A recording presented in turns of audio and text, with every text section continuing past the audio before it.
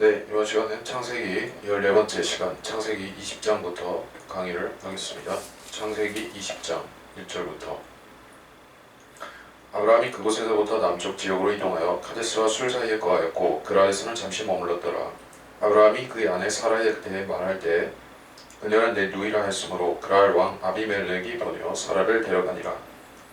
그러나 그 밤에 하나님께서 오매 아비멜렉에게 오셔서 그에게 말씀하시기를 보라 내가 데려간 여인을 인하여 네가 죽은 사람이 되리니 이는 그녀가 다른 사람의 아내임이라 하시더라. 무슨 사건이 전개되고 있는가 하면 바로 아브라함이 이집트에 내려갔을 때 파라오가 그때 당시 사례였던 아브라함의 아내를 취하려고 동침하려고 했던 그 사건과 거의 유사한 사건이 또 발생하고 있죠. 왜 이런 일이 반복되고 있을까 하는 것을 우리가 그 역사적인 그런 단순한 사건을 확인하는 차원에서 넘어서서 영적인 관점에서 이것을 우리가 바라볼 필요가 있겠다는 것입니다. 자, 2절에서 보면 아브라함이 일단 속인 부분이 있습니다. 거짓말을 했죠. 그녀는 내 누이라 했으므로 왜 이런 불필요한 거짓말을 해서 그 사탄에게 이용당하는가? 그래서 구약에서 말하는 의인이다, 구약적인 의인이다 할 때 그것은 완전함을 말하지는 않다 이게요. 완전한 의인이 아니다. 하나님께서 물론 그 아브라함에게도 그렇고 다윗에게도 그렇고 구약의 의인들에게 넌 내 앞에서 완전하라는 것을 요구하셨지만 그 구약시대 의인들은 하나님 앞에서 그 완전함의 조건을 갖추지는 결국 못했던 것입니다. 만약 그들이 온전하고 완전할 수 있었다면 그들은 그리스도처럼 성화가 되어서 하늘로 갈 수가 있었겠지만 그렇게 될 수는 없었던 것입니다. 여기서 아브라함도 구약적 의인의 대표 주자인 아브라함도 죄인이었다는 사실. 죄인이 무엇입니까? 거짓말을 하고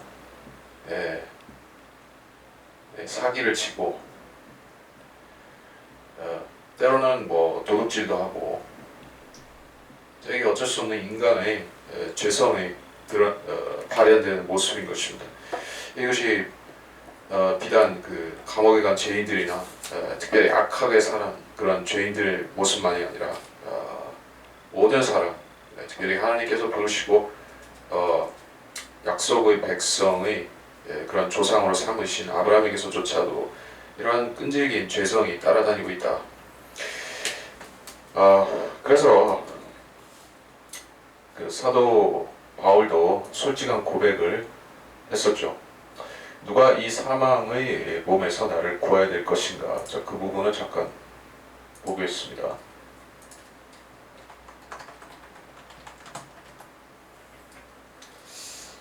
로마서 7장 24절에 오 나는 비참한 사람이로다 누가 이 사망의 몸에서 나를 구해야 될 것인가.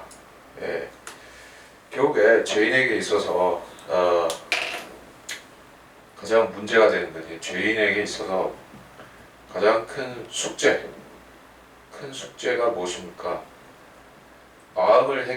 마음의 죄를 없애는 것이 물론 어렵습니다. 근데 몸의 죄를 제거하는 것은 불가능이라고 우리는 말할 수가 있습니다.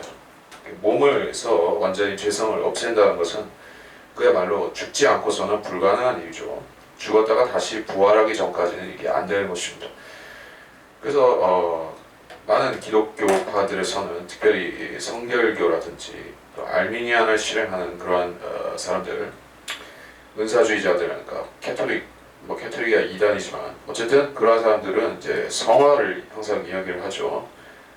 퓨리탄들도 청교도들도 성화 얘기합니다. 하지만 그것이 완전하게 될 수 없다는 것은 그 자신도 그 사람들도 알고 있는 것이요. 로드십 셀베이션을 가르치는 존 메가더나 폴 워셔나 이런 거의 행위구원을 가르치는 그런 사람들도 다 알고 있습니다. 그렇게 해서 완전하게 의로워질 수 없다. 그러면서 그 사람들은 동시에 은혜를 주장하면서 행위로 부족한 것을 은혜로 메꾸고 은혜로 부족한 것을 행위로 메꾸고 이런 식으로 가려고 합니다. 근데 그것이 아니라 근본적으로 인간은 이 육신, 죄의 육신을 입고 있는 이상에 또 죄인의 그 죄성에 가진 그 피가 흐르고 있는 이상에는 완전한 것이 불가능하다.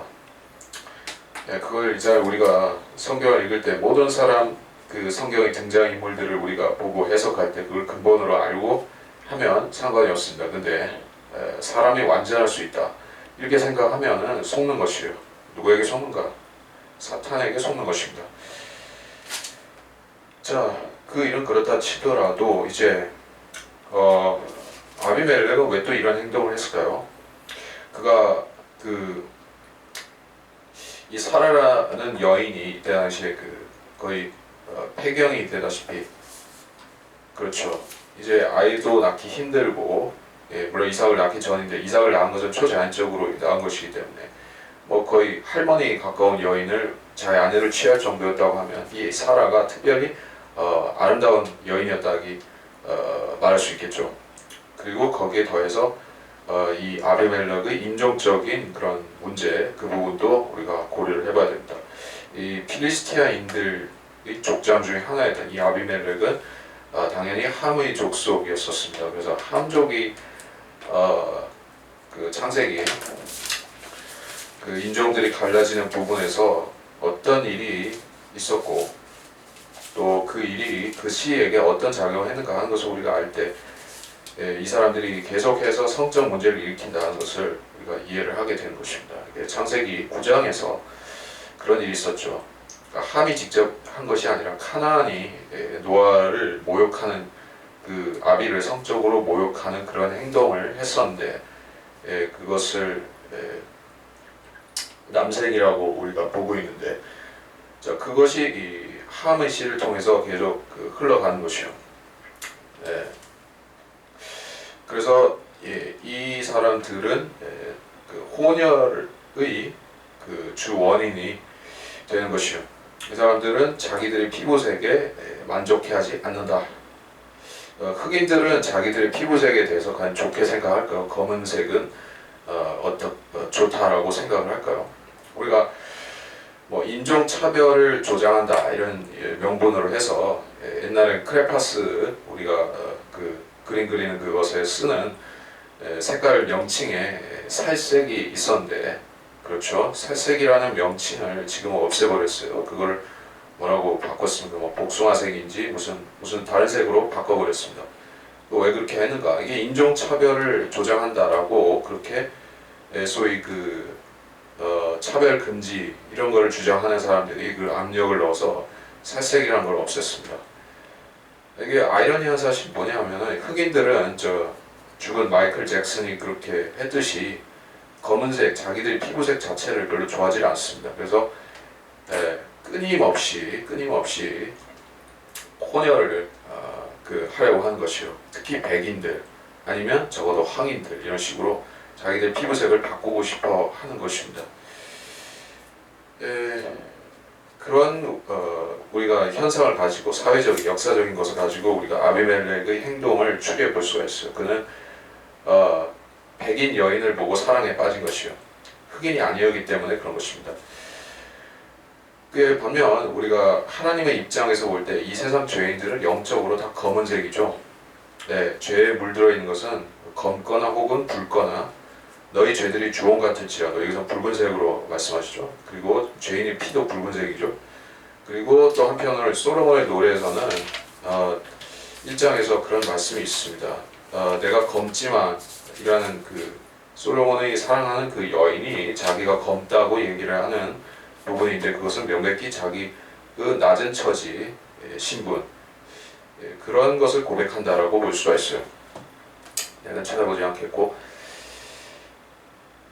자, 그래서 하나님께서 직접 개입하시죠. 왜냐하면 이 일이 하나님의 그 구속사 앞으로 전개될 아브라함의 씨로 말미암은 메시아까지 이어질 구속사에 대해서 큰 장애를 초래할 사건이기 때문에 주님께서 직접 막으신 것입니다.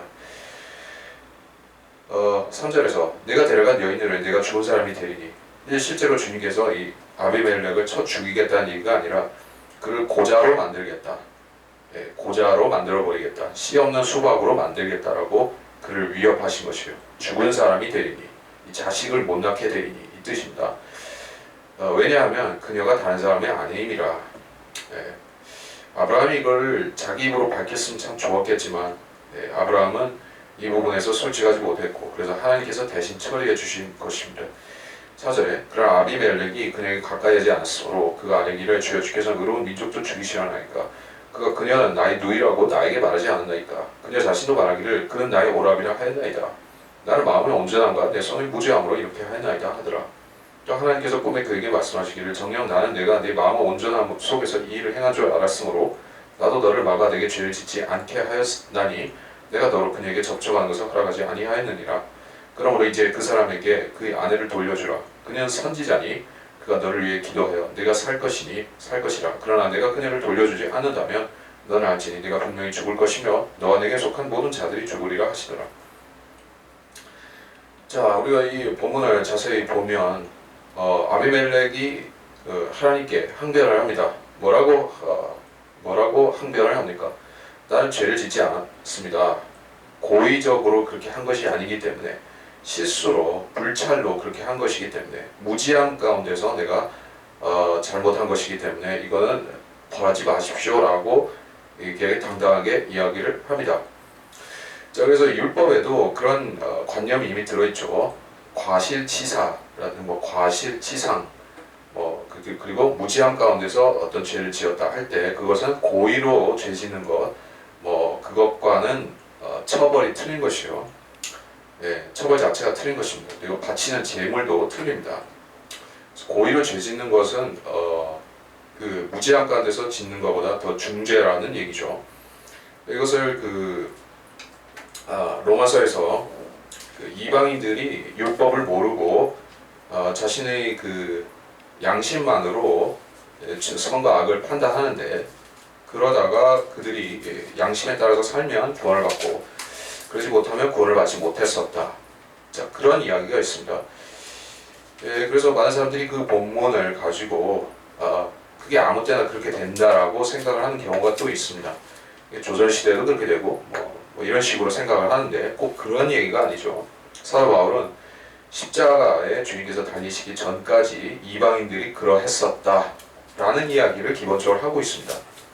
예, 그렇게 아무 때나 적용되는 얘기는 아니죠. 그래서 로마서 1장 로마서 2장입니다. 로마서 2장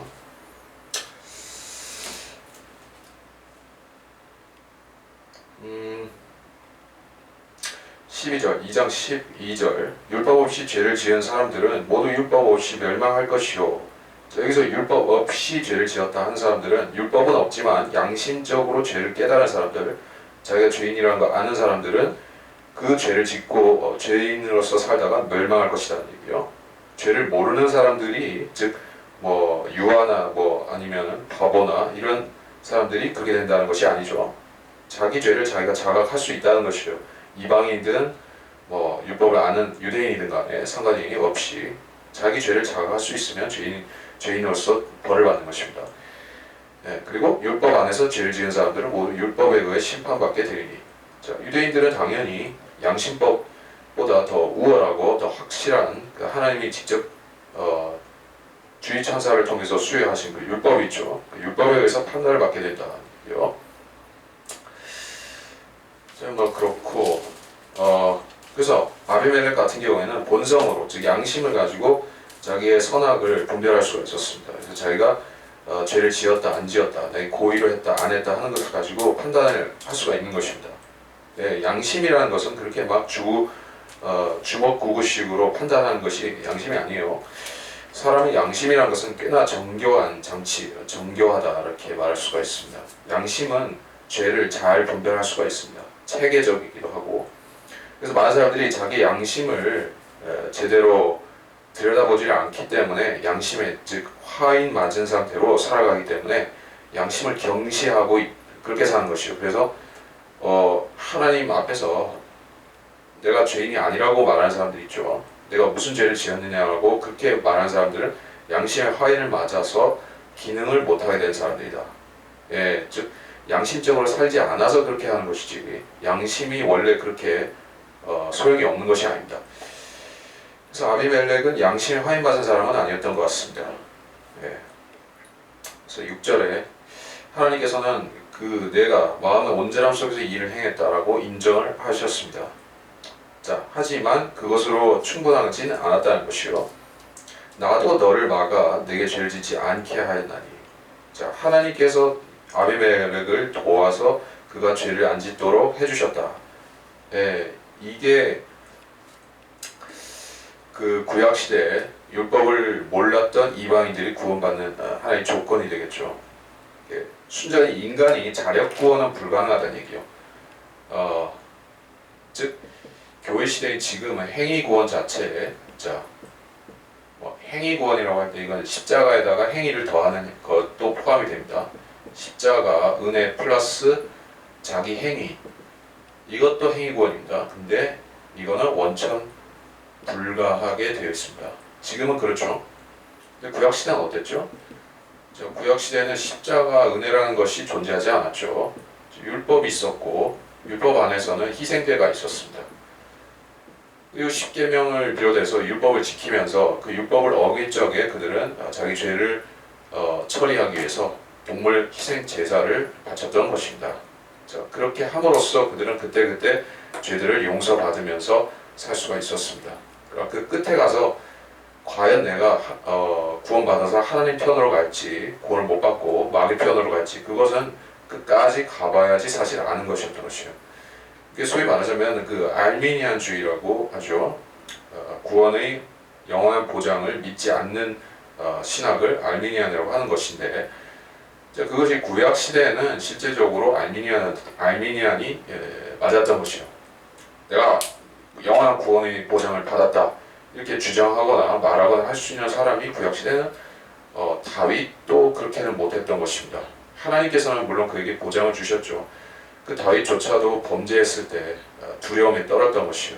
지옥에 갈 수 있기 때문에. 그러니까 신약 시대에 우리가 받은 구원은 구약과 본질적으로 그 수준이 다른 것이요. 우리에게는 보장이 있다.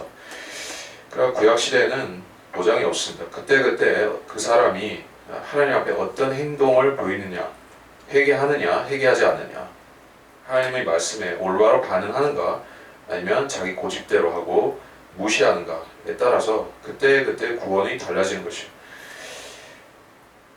그래서 하나님께서 그를 도와서 죄짓지 않도록 해주셨습니다. 자, 이것도 축복이고 은혜죠. 이건 아비멜렉이 잘나서 해준 것이 아니라 아브라함을 고려해서 주님께서 해주셨다는 것이에요. 그래서 주님께서 구원이 유대인에게서 나온다 이런 말씀도 하셨습니다.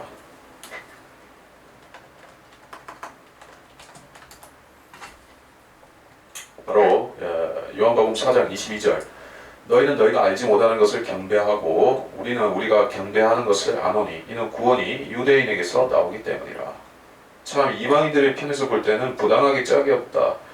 왜 유대인들이 구원을 통로가 되어야 되고 우리보다 먼저 하나님 앞에 가서 우리가 하늘나라 가고 말고 하는 것을 그 사람들이 주관해야 되느냐, 유대인들 편애하느냐 이렇게 생각을 하는 것이 이방인들의 그 자연스러운 마음인 것이요.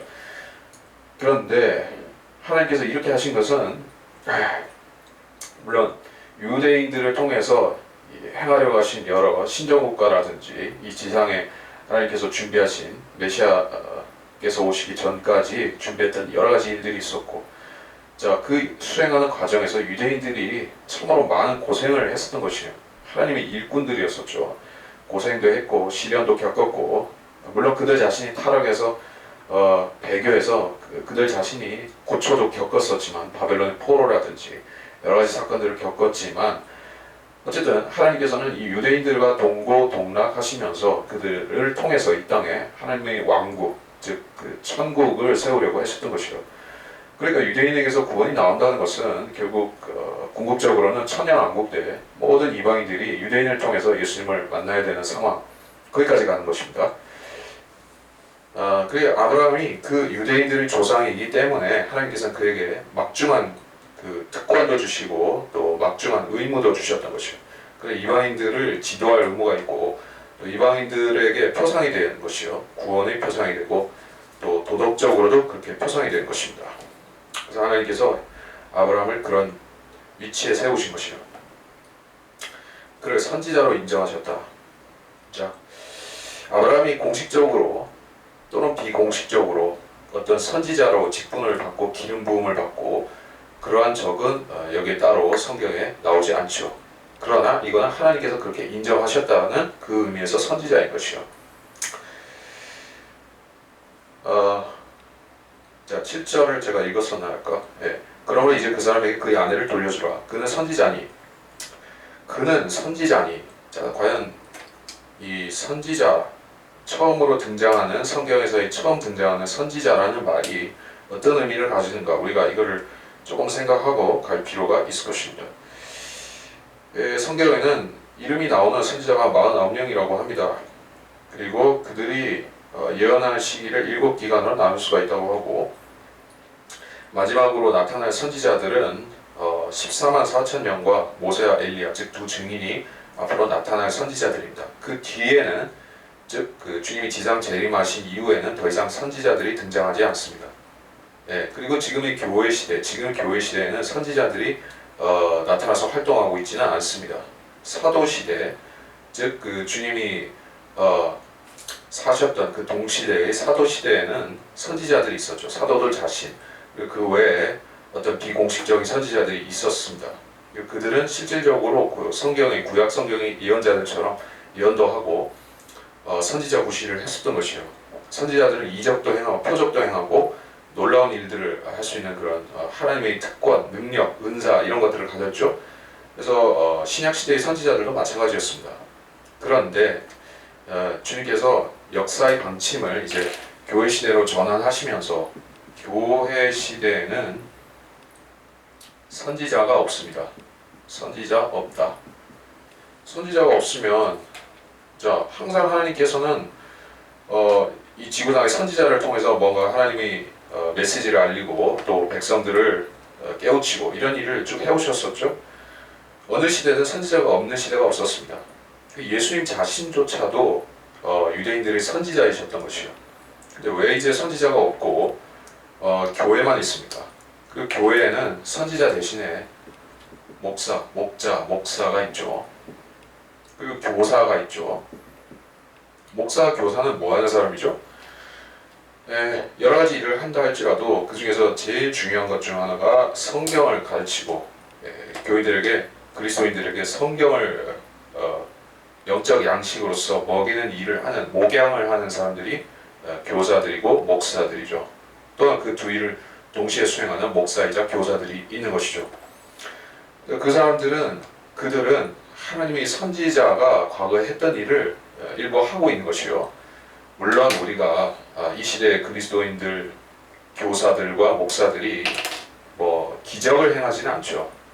기적이나 또는 축사, 또는 기적적 병치유 이런 것을 직접적으로 위탁받아서 하고 있는 것은 아닙니다. 근데 이거는 사도들의 특권이었던 것이요. 사도들. 그러다가 사도들에게서 거기서 일단 끝난 것이요. AD 70년이 그 예루살렘이 파괴가 되면서 이제 교회 시대라는 것이 확실하게 굳어진 것입니다. 이제 더 이상 이스라엘이 당장 회복되어서 하나님의 왕국이 지상에 도래할 일은 당분간 없었던 것이요. 당분간이 아니라 거의 2000년, 1900년 넘게 미뤄진 셈이죠. 우리 시대에 와서 이제 다시 그게 시작되고 있으니까. 그래서 그동안에는 사도들이 필요 없었던 것입니다. 하지만 사도들이 했었던 일들 가운데 성경을 가르치고 성경을 올바로 영적 양식을 먹일 수 있는 그 일은 담당하는 직분을 이미 초대교회에 주셨던 것이고 그것이 목사, 교사였어요. 그래서 여러분이 이 시대에 어떤 사도를 찾아다닌다면 그 헛수고라는 얘기죠. 왜냐하면 사도가 없기 때문이에요. 사도를 자처하는 자들이 있는데 몰몬교의 조셉 스미스 맞죠? 조셉 스미스라든지 안식교의 엘렌 G 화이트라든가 여호와의 증인은 누구죠? 하여튼 이 사람들이 전부 다 처음에 침례교든지 무슨 종단에서 나와서 선지자를 자처했습니다. 선지자를 자처하면서 구약시대에 했던 것 같이 자기도 제사장을 직분 또는 그런 기름 부음 받은 선지자의 직분을 가지고 하려고 했던 것이요. 많은 문제를 일으켰죠. 시한부 종말론들이 일어났고 또 많은 율법주의를 가지고 거짓말을 해서 많은 사람을 지옥에 보냈습니다. 그런 일을 하는 사람들은 결국에 선지자가 아닙니다. 마호메트가 선지자라고 주장했지만 그의 거짓말은 코란이라는 이 거짓말 덩어리 속에서 다 폭로가 되어버렸죠. 전혀 영감받은 책이 아닙니다. 영감받았다는 흔적도 발견할 수가 없는 것이요. 오히려 성경을 왜곡하고 변개시키고 수많은 거짓말들을 짜깁기 하고 첨가시킨 그런 위조된 성경 짝퉁 문서에 불과한 것이 코란이라는 것이 이미 밝혀진 지 오래되었습니다. 근데 수억 명의 사람들이 10억이 넘는 사람들이 그 종교를 따라가는 이런 기현상을 우리가 수세기 동안 보고 있는 것은 선지자라는 이 칭호가 그렇게 메리트가 있다는 것은 우리가 부정할 수 없다는 뜻입니다. 많은 사람들이 자칭 선지자를 원하고 있습니다. 예, 또 추종자들도 항상 대기하고 있는 것이고 선지자가 나타나라고 대기하고 있는 것입니다. 거짓 선지자가 나타나면 즉시 복종할 준비를 하고 있는 것이에요. 세상이 그런 세상입니다. 이 시대의 세상은 정치 지도자들이 선지자 역할을 해주기를 바라고 있습니다. 그 점쟁이들이 선지자 역할을 하는 것으로 충분치 않죠. 예, 선지자가 미래를 예견할 수 있는 사람인 것은 맞는데 그 미래를 예견하는 것에서 끝나면 세상을 바꿀 수가 없다는 얘기예요. 근데 사람들은 선지자이면서 동시에 정치 권력을 가진 사람이 나타나서 이 세상을 지혜롭고 놀라운 능력을 가지고 운영해 주기를 바라는 마음이 있습니다. 예, 즉 선지자의 권력이 더해지면 신정국가가 되는 걸 아시겠죠. 사무엘이 통치했던 이스라엘처럼 신정국가를 바라는 것이요. 물론 그 선지자가 올바른 하나님의 선지자일 리가 없기 때문에 적그리스도들이거나 거짓 선지자들 중에 하나이기 때문에 문제가 되는 것입니다. 지금 세상이 열심히 기다리고 있는 그 선지자는 거짓 선지자이고 발람 같은 거짓 선지자를 기다리고 있고 또 결국엔 적그리스도와 진짜 그 거짓 선지자가 오게 될 것이요. 지금 예수 그리스도를 믿는 사람들은 모두가 영적으로 말해서 성경을 가르칠 수 있고 이미 믿었다면 그 성경적 교리와 바른 진리 지식을 가르칠 수 있는 그런 선지자적인 사역을 할 수가 있습니다. 우리가 어떤 개인적이거나 어떤 사사로운 예언을 통해서 선지자가 된다는 뜻이 아니라 그러니까 성경을 가지고 성경적 교리를 우리가 권면하고 가르칠 수 있는 사람이라면 그 사람은 이미 성경 교사일 뿐더러 선지자의 영적 사역도 하고 있는 것이에요. 그런 역할을 그리스도인들 자체가 할 수 있어야 되는 것입니다. 네.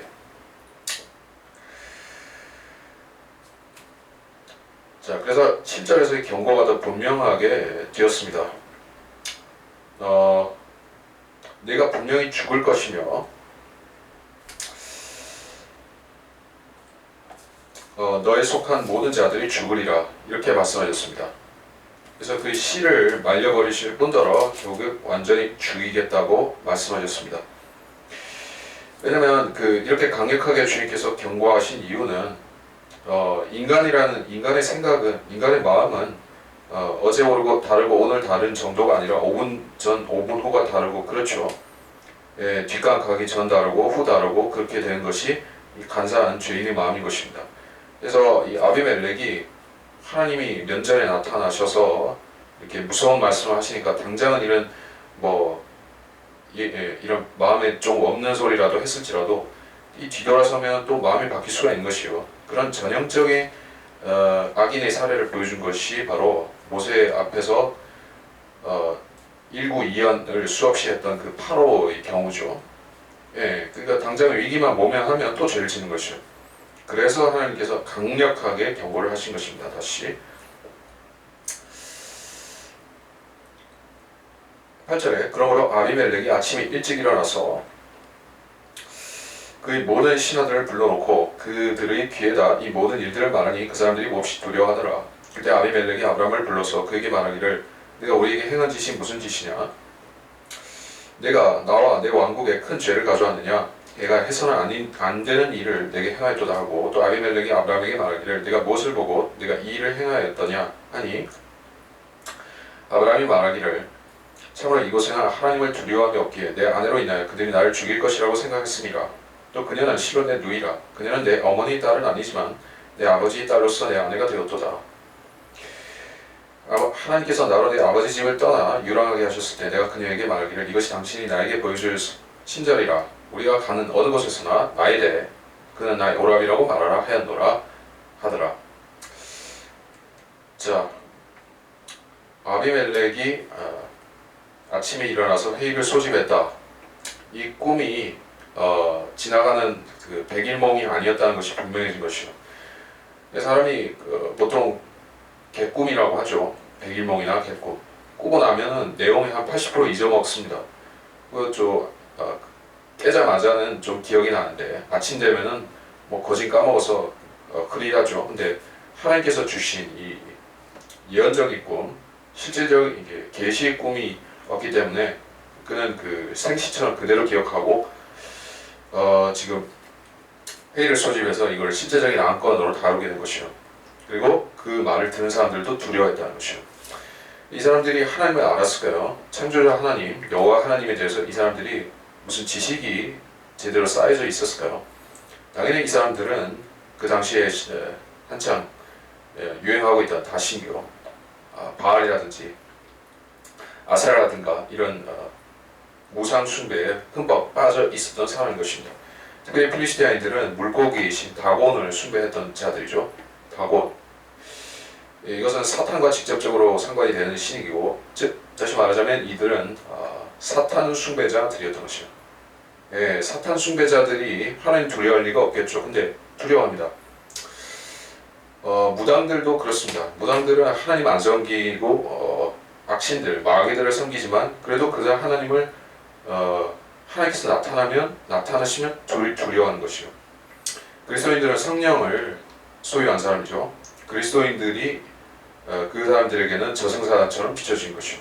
그래서 하나님께서 나타나시니까 이 사람들도 양심에 찔림을 받고 자극을 받고 자기들이 죄가 기억나고 이렇게 되는 것이요. 9절에서 내가 내게 무슨 죄를 지었기에 내가 나와 내 왕국에 큰 죄를 가져왔느냐. 내가 해서는 안 되는 일을 행하였다. 자, 아브라함을 책망하고 있습니다. 그의 거짓말을 책망하고 있는 것이요. 그리고 자기가 죄를 지을 뻔했다.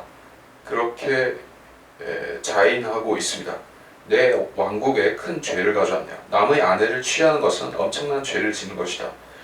잘못된 일이다 하는 인식이 이 이교도 우상 숭배자 아비멜렉의 판단 기준이었던 것이요.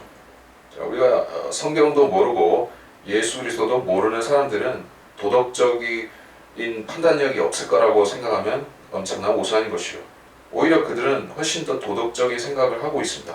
단지 그들이 선과 악을 분별하긴 할지라도 항상 그 죄를 정당화하는 가운데서 살기 때문에 양심이 무뎌져 있을 뿐인 것이요.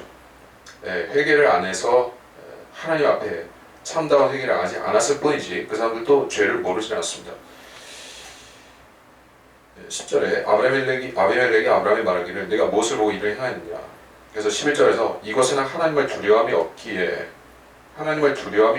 이건 어느 정도 사실이라고 봐야 될 것이요. 아브라함이 하나님을 두려움이 이곳에 없다라고 생각한 것은 참으로 맞는 진술일 것입니다.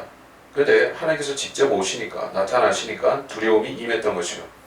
그리스도인들은 이런 생각을 가지고 살아야 될 것이요. 우리가 가진 종교, 우리가 믿는 신앙은 우리 마음에 감춰져 있지만은 이것은 실제하는 그러한 그 종교인 것이요.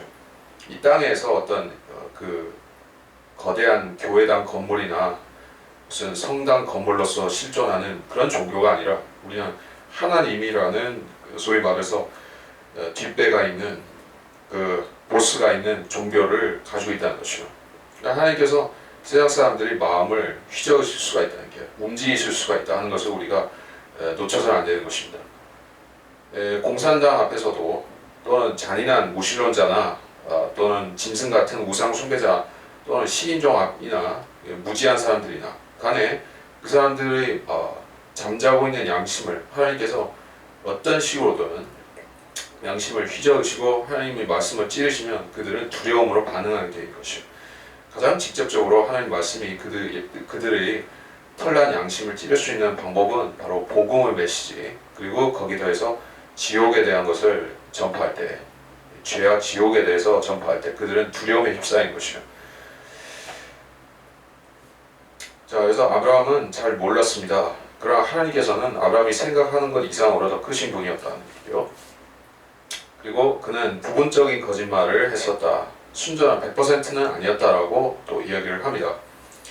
자, 이런 일, 즉 이복, 내 어머니 딸은 아니지만 아버지 딸이다. 이복 누이, 이복 형제, 이런 관계에서 결혼을 했다는 것인데, 물론 이게 율법이 제정된 이후에는 이것이 즉 레위기 18장에서 설명이 되고 있는데, 그래서 근친혼을 금지를 하고 있습니다. 하지만 이 당시에는 율법으로 그걸 금지시키지는 않았습니다. 최초의 부부였던 아담과 이브는 사실 남매이기도 했었죠. 남매의 관계이기도 했었습니다. 그래서 그러한 근친 결혼이 꽤 오랫동안 허용이 되었었는 것이죠. 그러나 하나님께서 어느 순간에 그걸 막으셨습니다. 그것이 죄라는 인식을 또한 사람들에게 주기도 하셨습니다. 물론 그 인식이 어떤 사람들은 좀 무디고 어떤 사람들은 민감하고 그런 것은 있지만, 죄라는 인식 자체가 들어온 것이요, 율법을 통해서. 13절, 하나님께서 나로 내 아버지 집을 떠나 유랑하게 하실 때, 이렇게 아브라함의 여정이 시작되었을 당시부터 이미 그렇게 하기로 약조가 되어 있었다는 얘기예요. 그것은 아내를 빼앗기고 아브라함이 죽임을 당하는 사태를 막기 위해서 그런 거짓말을 하기로 했었던 것입니다. 우리 여기서 생각해 볼 수 있죠. 하나님께서 이들의 임시방편적인 이러한 행동, 이러한 그 인간적인 방편을 하나님께서 봐주셨던 것이 참 어떻게 보면 은혜라고 볼 수도 있겠고, 어떻게 보면 하나님께서 간과해 주신 것이라고 볼 수도 있겠습니다. 구약시대 의인들이 우리가 지금 생각하는 그리스도 안에서 완전히 죄 없게 되는 그 의인으로서 의인이 아니란 얘기예요. 그들 허물이 많았습니다. 일상생활에서 죄도 지었어요. 그러나 궁극적으로 그들이 지향하는 삶의 방향이 하나님께서 가라고 하신 방향으로 가는 삶이었는가, 가지 않는 자기 길을 걷는 삶이었는가에 따라서 분리가 되는 것이요. 그래서 그들이 죄를 지었다 할지라도 하나님이 움직이시는 길로 갔고, 또 그 길을 가면서 벌어지는 일들 가운데서 자기 죄가 발견되면 그때 하나님 앞에 그 죄들을 고하고 용서를 받으면서 또 그 길을 가고, 이런 과정을 거쳤던 것이요.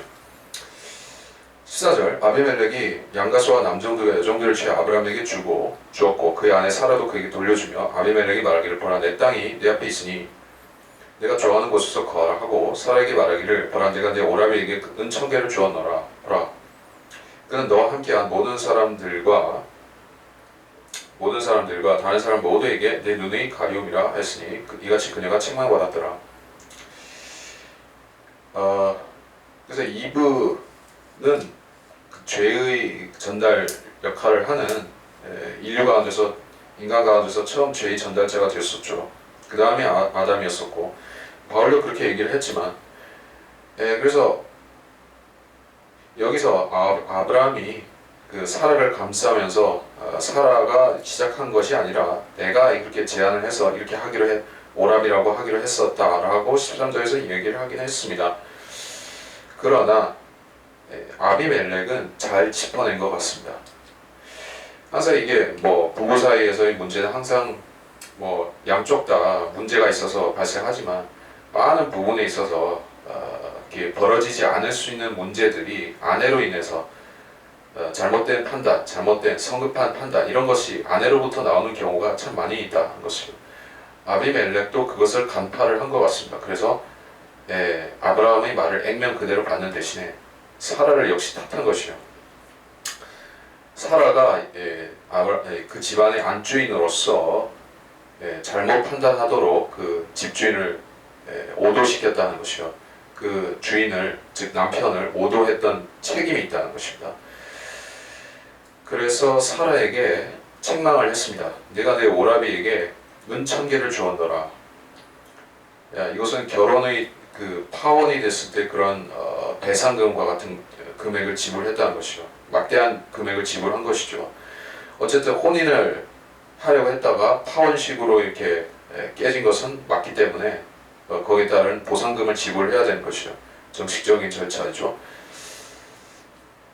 그래서 이 돈을 지불한다는 뜻은 자신의 결백, 즉 그 사라와 아비멜렉이 서로 동침하지 않았다는 그 결백을 증언하는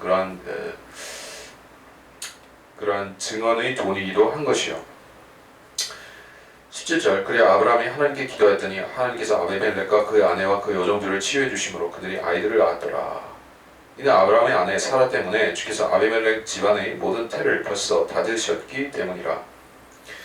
제가 아까 내가 죽은 사람이 될 것이다 이렇게 3절에서 그 부분을 얘기했던 것이 육체적으로 그러니까 그냥 단번에 죽여버린다 이것 이상으로 다른 의미가 있다, 즉 그 씨 없게 만든다 그런 얘기를 했었죠. 근데 여기서는 그뿐만 아니라 아비멜렉 집안의 태를, 즉 그 집안의 여자들을, 가임 여성들을 전부 다 성녀, 아이를 낳을 수 없는 몸으로 주님께서 일순 바꿔버리셨던 것을 말씀하고 있어요. 벌써 닫으셨기 때문이라 이렇게 말씀하는 것이. 이런 것을 보면 그 사라가 아비멜렉의 장막에 머물렀던 것이 다소의 기간이었으리라. 며칠이든 몇 주까지는 모르겠지만 다소의 기간이 있었던 것이요. 그 기간 동안에 불임 사태가 일어났던 것입니다. 그래서 사람의 태가 열리고 태가 닫히고 자식을 낳고 못 낳고 어떤 자녀가 태어나고 이런 것은 전부 다 성경에서 뭐 기적과 많이 연관이 되고 있어요. 물론 사무엘이라든지 또는 그 예수 그리스도, 침례 요한이라든지 전부 다 기적적인 출생을 통해서 선지자가 되고 또 메시아가 되고 이런 과정들을 볼 수가 있어요. 하나님께서 그 직접적으로 역사하시는 부분, 인간의 생명을 창조하시는 부분, 하나님께서 개입하고 역사해야만 이것이 이 성경에서 의미 있는 사건이 되는 것입니다. 인간이 나와서 인간이 그 자기 뜻대로 낳고 하는 것은 하나님의 역사가 되질 않습니다. 무슨 얘기냐면 아무리 씨가 번성하고 늘어난다 할지라도 그 동양의 왕들이 뭐 수많은 처척들을 거느리고 또는 터키 술탄이 하렘을 꾸며놓고 수많은 여자들을 데리고 살면서 자식을 많이 낳았다 할지라도 하나님 보시기에는 이 그 개미집에 이 개미들이 득실득실 하는 거 별로 다르지가 않나요? 그러나 약속의 씨, 그리스도, 침례 요한 이런 식으로 또는 이삭 이런 식으로 하나님께서 지명하신 씨, 하나님의 방법, 하나님의 방식대로 기적적으로 주신 씨는 인류 역사에 엄청난 변화가 있는 것입니다. 약속의 씨이기 때문에 그런 것이요. 자, 그래서 다산하고 번성하라. 주님께서 애초에 아담 이브에게 주셨던 그 명령이 있죠. 너는 이 땅에 다산하고 번성하라. 땅을 다시 채우라. 그거 어디 있습니까? 잠깐.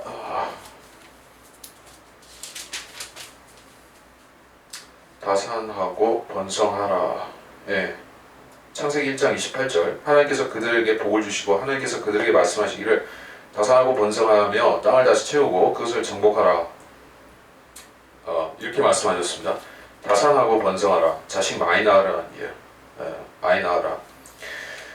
그리고 그 과거 시대에는 실제로 자식을 많이 낳았죠. 10명 이상씩 낳기도 하고. 자, 그렇게 된 결과 이 땅에 지금은 인류의 숫자가 70몇 억이 이상으로 늘어나게 되었습니다. 그래서 과연 복되고 행복하고 낙원 같은 세상이 되었는가? 아니에요. 이 세상에는 가시와 엉겅퀴와 이 죄가 같이 자라고 있습니다. 죄성 때문에 세상이 비틀어져 있는 것이요. 그래서 인구가 많아졌는데 좋은 세상이 되기는커녕 각종 재난과 또 자원 고갈과 환경 파괴와 이런 일들이 속출하고 있는 것입니다. 그래서 그리스도가 오실 때가 가까우기도 했는데, 자, 그래서 다산하고 번성하는 게 무조건 좋다, 좋은 일이다.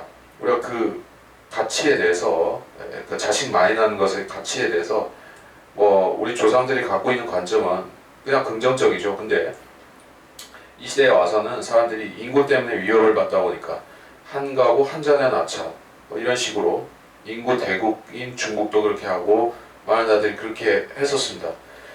이제 시대가 끝나가긴 있다는 것을 그 사람들도 뭐 체감적으로 안다는 얘기죠.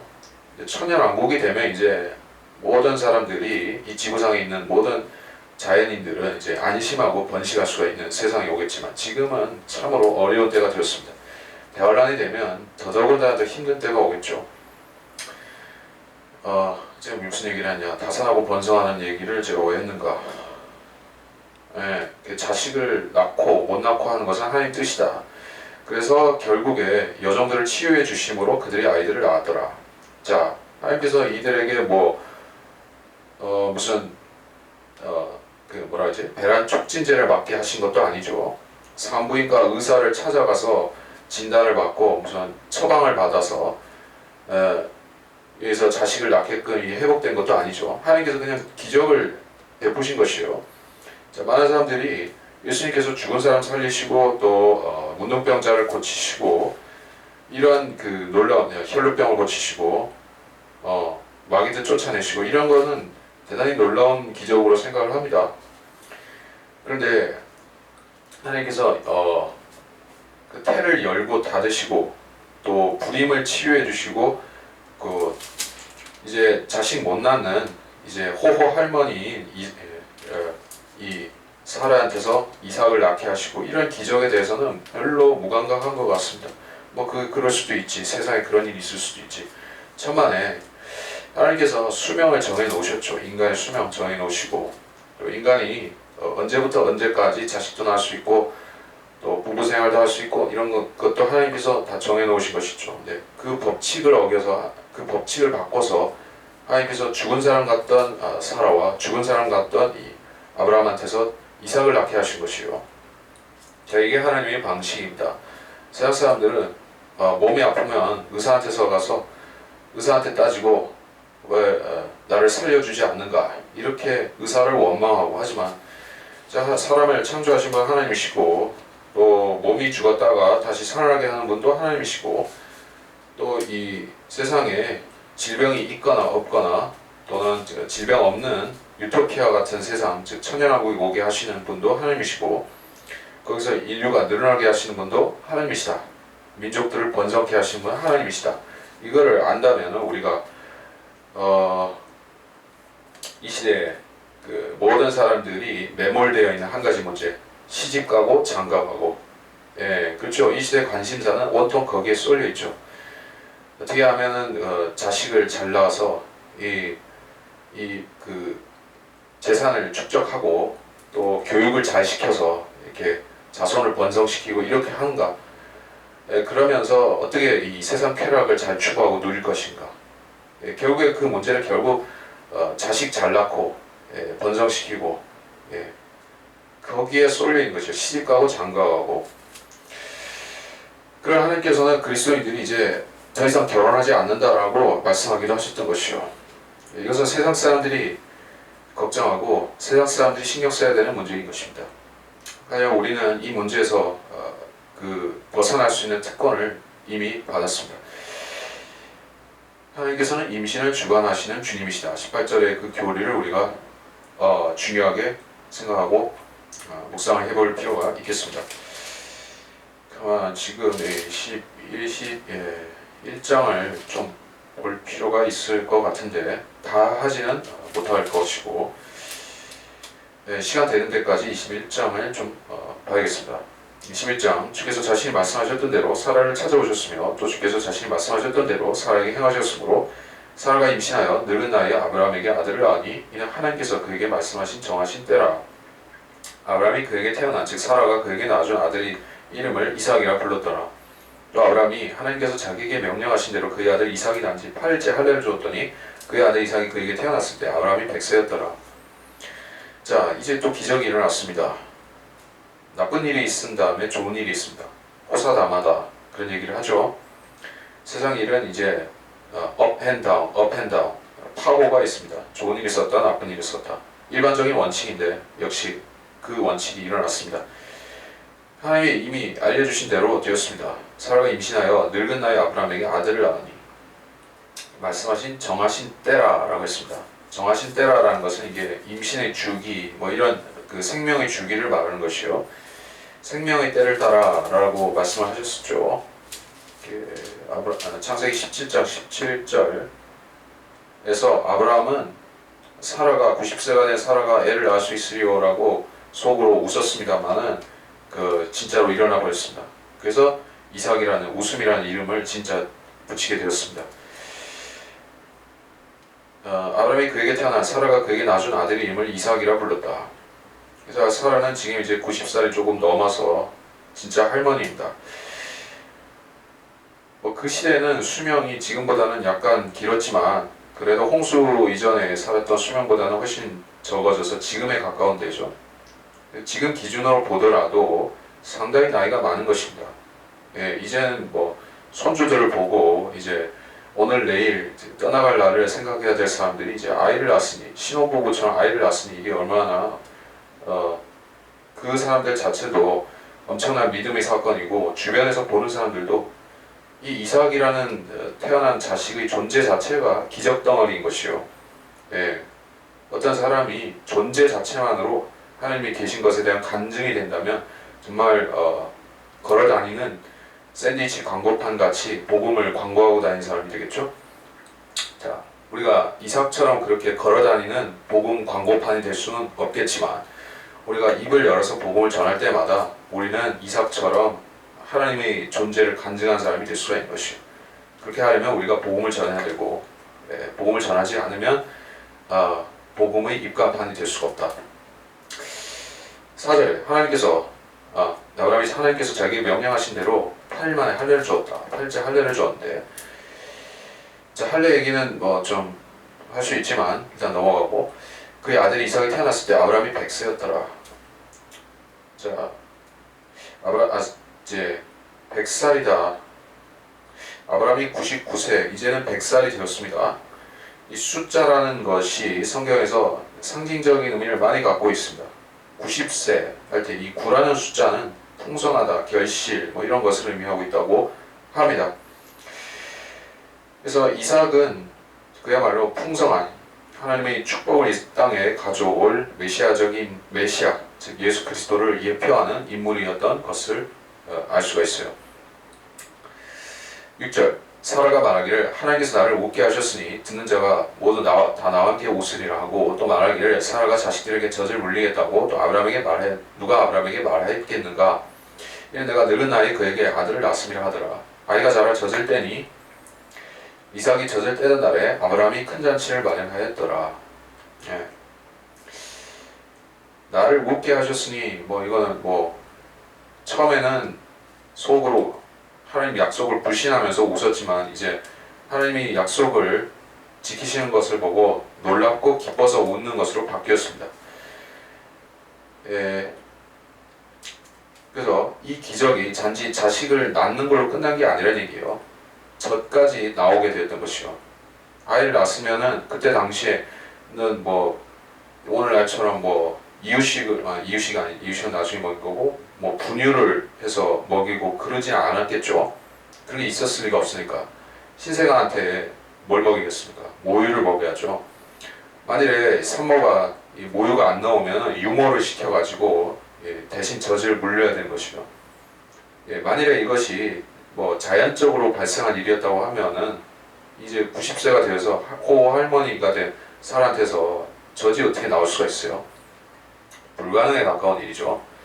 근데 쪼그란 할머니한테서 이제 젖이 나온 것이요. 이거 기적도 정말 보통이 아닌 기적입니다.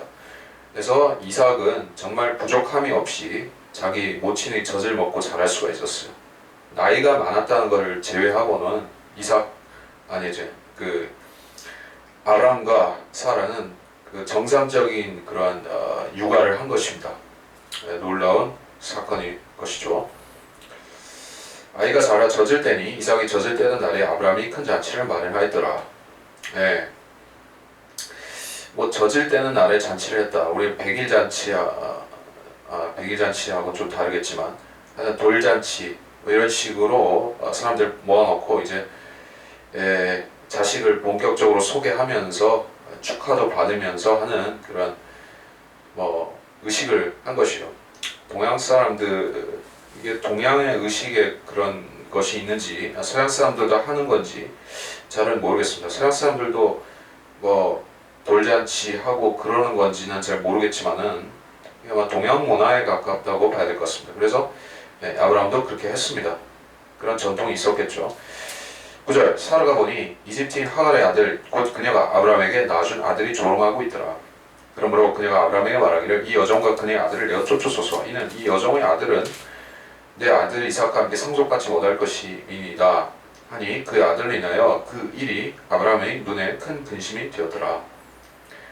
이집트인 하갈의 아들 약속의 씨가 아니며 자기가 사라 자신이 판단을 그르쳐가지고 아브라함한테 잘못 시켜가지고 낳게 한 자식이죠. 잘못 태어난 것입니다. 그러나 어쨌든 이미 태어났으니까 아브라함의 합법적인 상속자인 자식이 된 것, 아들이 된 것이요. 그러니까 어떤 뭐 사라가 어떤 구실을 붙여서 쫓아내려면 쫓아낼 수도 있지만 그게 하나님 보시기에 옳으냐 하는 것이요. 잘못된 행동을 여기서 하고 있죠. 쫓겨날 짓을 한 것이요. 자, 이거는 그 표현이 단순하고 간략하게 되어 있긴 합니다. 그녀가 아브라함에 낳은 아들이 조롱하고 있더라. 누구를 조롱하고 있다는 얘기죠? 이삭을 조롱했다. 어떻게 조롱했는지 모르겠지만 나이가 한참 어리고 거의 그 걸음마 이렇게 하는 아이를 조롱했다는 걸 보면 상당히 나쁜 행동이라는 것을 우리가 알 수가 있어요. 그러니까 이거를 사라가 보았을 때 아주 화를 냈던 것을 보면 그 조롱이 아주 질 나쁜 조롱을 했던 것 같습니다. 그러니까 단박에 사라가 반응을 했는데 이 아들을 내어 쫓으라. 이 여종의 아들은 내 아들 이삭과 상속받을 수 없다 라고 말을 했습니다. 근데 아브라함이 그걸 즉시 실행할 수는 없었습니다. 왜냐하면 다른 사람들이 보는 눈이 있죠. 그 아브라함 혼자 그렇게 판단하고 이렇게 할 수도 있지만은 그러면은 보고 듣는 눈들이 있는데 아니 자기 자식 합법적인 뭐 어쨌든 이집트인 하갈이라 할지라도 어쨌든 합법적으로 아내를 맞아가지고 첩을 맞아가지고 낳은 아들인데 그렇게 내어쫓을 수 있느냐. 이게 잘못된 일이라는 것이요. 그래서 아브라함은 그걸 실행할 수가 없었습니다. 당장 12절 하나님께서 아브라함에게 말씀하시기를 내 아이나 내 여종을 인해 내 눈에 근심하지 말고 사라가 내게 말한 모든 것에 있어 그의 음성에 경청하라. 이는 이삭 안에서 난자가 내 씨라 불릴 것임이라. 여종의 아들로도 내가 한 민족을 이루리니 이는 그도 너희 씨임이라 하시더라. 아브라함이 아침 일찍 일어나 빵과 물 한 병을 취하여 하갈에게 주어 그녀의 어깨에 메어주고 그녀 아이와 그녀를 떠나보내니라. 그녀가 떠나서 브에셀바의 광야에서 방황하더라. 병의 물이 떨어지니 그녀가 그 아이를 한 덤불 아래 놓아주더라. 그녀가 가서 화살이 미치는 거리만큼 떨어진 곳에 가서 마주 앉아 말하기를 내가 자식의 죽음을 보지 않으리라 하며 그녀가 아이 쪽을 보고 앉아 그녀의 목청을 높여 울더라. 하나님께서 그 아이 목소리를 들으셨으니 하나님의 천사가 하늘에서 하갈을 불러 그녀에게 말하기를 하갈아 무엇이 너를 괴롭히느냐 두려워 말라. 이는 하나님께서 아이가 있는 곳에서 그의 목소리를 들으셨습니다. 일어나 아이를 일으켜 내 손으로 그를 붙들라. 이는 내가 그로 큰 민족을 이룰 것임이라 하더라. 하나님께서 그녀의 눈을 열어주시니 그녀가 샘물을 보고 가서 물을 병에다 채워 아이에게 주어 마시게 하더라. 하나님께서 그 아이와 함께 계시니 그가 자라서 광야에서 거하며 활 쏘는 자가 되었더라. 그가 파란 광야에 거하는데 그의 어미가 그에게 이집트 땅에서 아내를 취해 주었더라. 자, 12절에 근심하지 말라고 했습니다. 이번에는 사라가 말한 것을 내가 경청하라 이렇게도 말씀을 하셨습니다. 그러니까 보통은 이런 일의 주도권은 남편이 결정하고 남편이 판단을 해서 해야 되는데 이거는 세상적으로든지 하나님의 관점에서 보든지 참 판단하기가 껄끄럽고 미묘한 문제이기 때문에 하나님께서 직접 말씀하시기 전까지는 판단을 못 내리는 것이요. 성경에서도 우리가 성경을 가지고 우리의 생활에 적용을 하고 판단의 기준으로 삼고 어떤 행동을 해야 될지 어떤 일을 해야 될지 말지 이런 참고나 기준으로 삼다 할지라도 애매한 것은 항상 존재하게 마련일 것이요. 이게 과연 성경적으로 맞는가 틀리는가 애매하다는 말이에요. 그런데 이 시대에는 하나님께서 직접 계시를 주셨었죠. 구약시대에. 그리고 여기서는 아브라함에게 직접 계시를 주신 것이요. 처음에는 사라를 통해서 하나님께서 간접 계시를 주신 셈입니다. 이게 사라는 하나님의 음성을 대변해서 내쫓으라는 얘기를 했었던 것인데 아브라함은 그것을 캐치하지는 못했습니다. 그래서 하나님께서 직접 말씀하셨습니다. 이런 식으로 하시는 것이요. 그러니까 1차적으로는 하나님께서 구약시대도 그랬고 지금도 그럴 수 있는데 지금도 하나님께서는 주변 사람의 입을 통해서 간접 계시식으로 이렇게 말씀하고 믿음의 사람에 대해서 뭔가를 촉구하시거나 어떤 일을 하도록 만드실 수가 있다는 얘기예요. 근데 그 주변 사람의 역할이 제대로 작동하지 못한다고 하면 그때는 하나님께서 믿는 사람의 마음에 직접적으로 어떤 감동을 주셔서 어떤 행동을 하게 하시거나 매우 드문 케이스라고 할 수 있지만 직접 어떤 세미한 음성으로 가지고 하실 수도 있지만 그 흔한 일은 아니다는 얘기예요. 자, 그래서 13절 여종의 아들로도 내가 한 민족을 이룰 것이다 이렇게 말씀하셨습니다.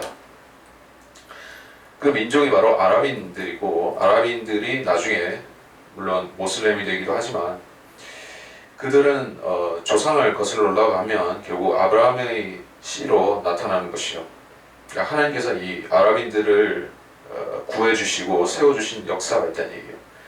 그럼 이 아랍인들은 하나님께 은혜를 입은 백성들로서 하나님을 높이고 감사하고 또 하나님의 육신으로 오신 예수님도 믿어야 될 텐데 아랍인들은 다 속아버렸습니다. 거짓 선지자 마호메트한테 속아서 하나님을 오히려 배은망덕하게 거부하게 되어버린 것이에요. 그래서 아브라함이 사라의 말대로 이제 자기의 첩과 아이를 내보내는 일을 했습니다. 그래서 사막으로 갔습니다. 광야에서 이제 물 없는 광야에서 아마 이집트로 돌아가려고 했던 것 같습니다. 이집트로 돌아갈 생각으로 그 남쪽 광야길을 통과하다가 물이 먼저 떨어진 것이요. 그래서 이제 죽게 되었구나. 사람도 잘 지나다니지 않는 광야이고 이집트는 너무나 멀리 남아있고 그래서 가지를 못하고 이제 죽게 되었습니다. 11절 그녀가 가서 화살이 미치는 거리만큼 떨어진 곳에 앉아서 내가 죽었으면 좋겠다 이렇게 하고 있습니다. 화살이 미치는 거리만큼 100m가 채 안 되겠다는 것이요.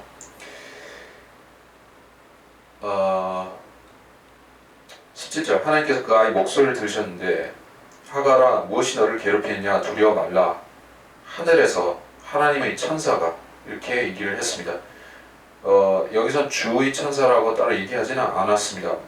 그런데 하나님께서 천사를 통해서 말씀을 직접 주실 만큼 이 하갈이라는 여인이 예언적으로 중요한 그 사실을 우리가 인정해야 될 것이요. 하갈이 이렇게 하찮은 사람은 아니었습니다. 엄청난 일을 하죠. 그 자식들이 결국에 가서는 이스라엘 역사에 엄청난 일을 하게 되죠. 앞으로 그렇다는 얘기죠.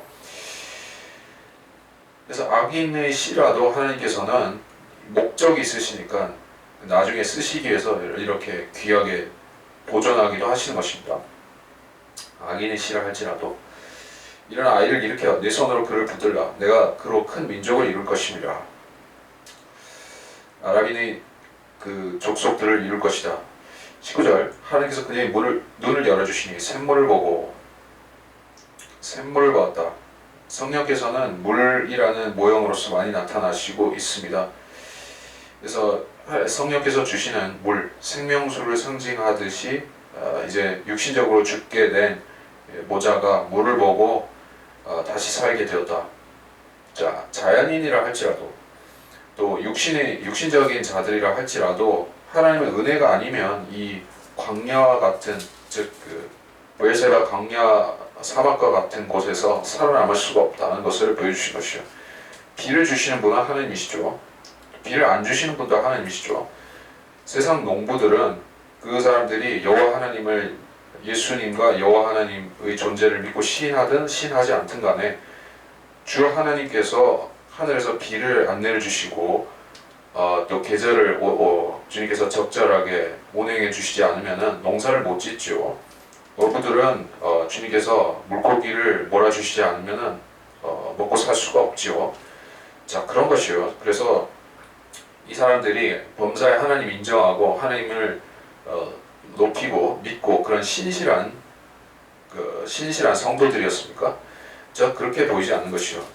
이들은 아브라함의 집안에 있었기 때문에 분명히 어떤 그 신앙의 영향은 받았겠지만 이들 자체는 그렇게 신앙이 좋은 사람들이 아니라고 저는 보는데, 그래 하나님께서 이 사람들을 돌봐주신 이유 하나님의 은혜인 것이요. 네, 우리도 하갈이나 또는 그 이스마엘과 마찬가지로 남의 믿음에 더부살이하면서 자기가 무엇이나 된 것 마냥 그런 건방진 태도를 가지고 믿음 생활을 하는 것이 아니에요. 믿음 생활을 하는 것은 금물이다 하는 것입니다. 우리가 결국 그 신뢰할 수 있는 근본 바탕은 하나님께서 우리에게 광야에서 베풀어 주시는 생물이지, 우리가 누구 집에서 내가 몇 대째 기독교 집안에서 모태신앙이고 뭐 이런 구실을 가지고 하나님께 뭘 요구할 수 있는 거 없다. 자, 계속 보다가 20절에서 광야에서 거하며 활 쏘는 자가 되었다. 이게 좀 걸림칙한 얘기가 될 수가 있어요. 요한계시록 6장 2절에 흰말 탄 자가 오죠. 적그리스도 자체를 말합니다. 그리고 활 쏘는 자는 nimrod도 있습니다. 구약성경에는 적그리스도의 예표가 18명 등장하는데 그 가운데서 nimrod이 사냥꾼이고, 그리고 신약에서 좀 얘기한 계시록 6장 2절에 흰말 타고 활 가진 자가 백마 타고 활 가진 자가 이 적그리스도예요. 근데 이 자, 즉 그 광야에서 활 쏘는 자가 이스마엘이 나중에는 모슬렘이 여기서 나왔다는 얘기요. 활 쏘는 자가 나왔다는 얘기요. 21절 그가 파란 강에 거했는데 그의 어미가 그에게 이집트 땅에서 아내를 취해 주었더라. 자, 이제 광야에서 가는 베두인 족속 같이 이렇게 유목민족으로서 시작된 것이요. 아랍인들은 광야의 생활에 척박한 생활에 적응하면서 살아온 민족이죠. 그들의 성품은 굉장히 난폭한 면도 있고 거칠고 사납고 또는 야만적인 그런 속성도 많이 있죠. 그들이 원래 광야에서 험악하게 살다 보니까 그렇게 되었습니다. 그리고 거기다가 이제 이집트와 계속해서 관련을 맺고 있어요. 어미가 이집트 여자이기도 했었기 때문에 아는 동네가 이집트인지라 이집트 땅에서 아내를 취해 주었더라 이렇게 얘기를 하고 있습니다. 이집트라는 고장은 이 세상 종교의 기원도 되고 세상 정치, 세상 문화, 세상의 안 좋은 것들 그 원천이 되는 곳이 이집트.